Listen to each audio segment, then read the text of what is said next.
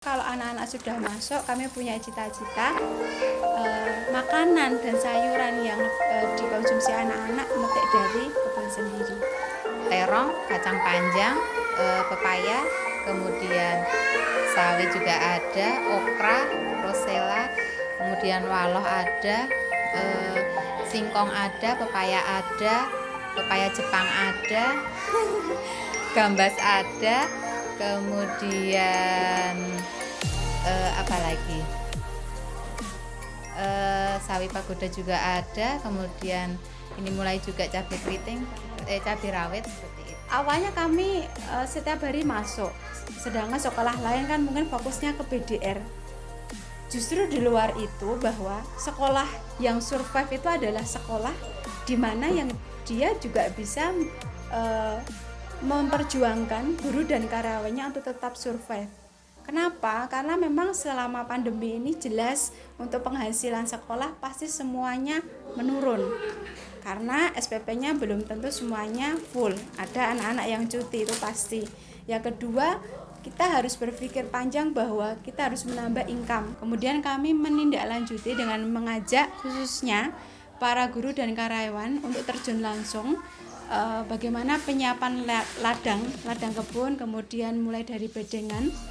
Dan kami membutuhkan waktu sekitar 1-2 bulan untuk membentuk kebun yang ada di belakang gedung. Selanjutnya proses yang kami alami ini adalah banyak hal yang mungkin kami tidak tahu ilmu tentang kebun, bagaimana cara merawat kebun, kemudian bagaimana cara memiliki benih yang baik, dan yang paling penting adalah bagaimana penjualan. Tetapi sebelum menjual ke produk kami ke luar, yang perlu kami garis bawahi di sini adalah hasil dari kebun organik mandiri pangan yang dikomandani oleh Bu Esti Khomaria. Itu tujuan utama adalah pemenuhan kebutuhan guru karyawan agar tumbuh melat terlebih dahulu. Jika pemenuhan kebutuhan sudah baik, maka kami jual terutama ke guru dan wali murid. Guru akan dipublikasikan ke pihak lain, kemudian orang tua juga membeli produk-produk kami. Ada beberapa hal yang menjadi pembelajaran terbaik bagi kami di sini adalah selain kami tambah bersyukur dengan tanda kutip sayuran, ternyata luar biasa Pak Tani itu luar biasa bekerjanya. Bahasa Jawanya itu kadang kita itu kita beli sayur di pasar dengan harga seperti ini, ternyata kami memulai merawat kebun organik dengan sedemikian rupa rangkaiannya, subhanallah luar biasa, ternyata tidak semudah apa yang kita pikirkan. Ketika karyawan itu kami pokokkan dengan merawat kebun seluas belakang dan yang di depan dengan gaji ngapunten tidak seperti biasa. Itulah sejatinya keistiqomahan seorang pendidik di PAUD sangat dipertanyakan di situ, sangat-sangat diujinya di situ. Suka dukanya kami kadang ada karyawan yang jongjling, pasti ada, tapi alhamdulillah masih ada benar-benar karyawan yang istiqomah. Lalu kami menyikapi apa yang kami alami ini dalam forum komite sekolah. Kebetulan kami mempunyai komite sekolah yang sangat-sangat mendukung program sekolah.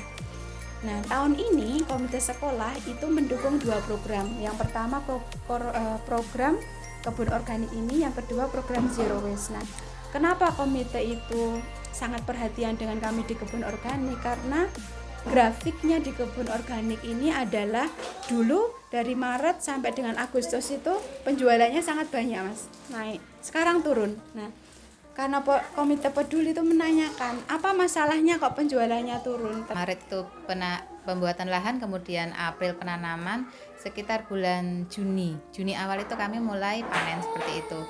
Dari bulan Juni sampai sekarang bulan Oktober sekitar 1.500.000 seperti itu yang kami dapatkan. Sedangkan untuk pengeluaran lebih dari 1.500.000. Untuk panen sudah beberapa kali panen, semisal dari Juni, Juli, Agustus, September, Oktober, semisal ini ada 4 bulan dan ini dalam 1 bulan kami nanam kangkung, berarti untuk kangkung bisa 4 kali panen seperti itu, karena kan kangkung usianya 21 sampai 25 hari. Tapi selain kangkung kan juga ada jenis yang lain seperti sawi, terus bayam merah, itu kan juga waktunya jangkanya tidak lama seperti itu. kemudian ada bayam, itu juga tidak lama. Pertama ke guru dulu, ke guru. Kalau guru sudah tidak ada, maksudnya sudah mencukupi, kami keluar ke orang tua wali murid seperti itu. Nanti kalau ke orang tua wali murid mboten enten, mungkin ke kenalan-kenalan seperti itu, dibuat status seperti itu. Karena niki bedengannya kecil-kecil, jadi panenannya masih sedikit-sedikit. Kemarin kangkung itu hanya 10 ikat seperti itu. Jadi memang belum bisa bludak banyak karena memang lahannya kecil, tapi jenisnya banyak. Dibilang rugi atau rugi ya, belum kembali modal. Itu pasti, tetapi kami tidak melihatnya di istilahnya finansial ini. Kami menghargai prosesnya, kemudian keuntungan lain apa. Ada beberapa teman yang sudah mulai belajar di kami. Kami juga publikasi ini di status, di IG, dan di website, sehingga memang siapa saja ingin belajar dengan kami dipersilahkan, karena memang sesuatu yang baik perlu kami sampaikan bahwa setiap sekolah memang ada baiknya mempunyai kebun organik. Jadi satu ikat kangkung itu kami jualnya 3.000 seperti itu. 3.000 itu beratnya juga ada sekian, seperti itu. Sawi seperti itu juga ada, sawi harganya 3.000, tetap harga normal. Mboten karena embel-embel organik terus mahal, mboten. Jelas kesehatan karena semua diolahnya secara organik seperti itu, harapannya semua sehat. Karena mensara incorporasano jare, seperti itu. Yang pertama jelas kesehatannya, yang kedua karena organik itu tidak merusak tanah ya Mas. Maksudnya kan karena pupuknya juga dari alami, jadi dia tidak akan merusak tanah, sehingga harapannya itu bumi lebih sehat. Harapan saya seperti itu. Karena kalau bahan kimia memang awal-awal dikasih kimia mungkin dia hasilnya akan melimpah ruas, tapi si tanah itu akan rusak. Menjaga ketahanan pangan kami sendiri.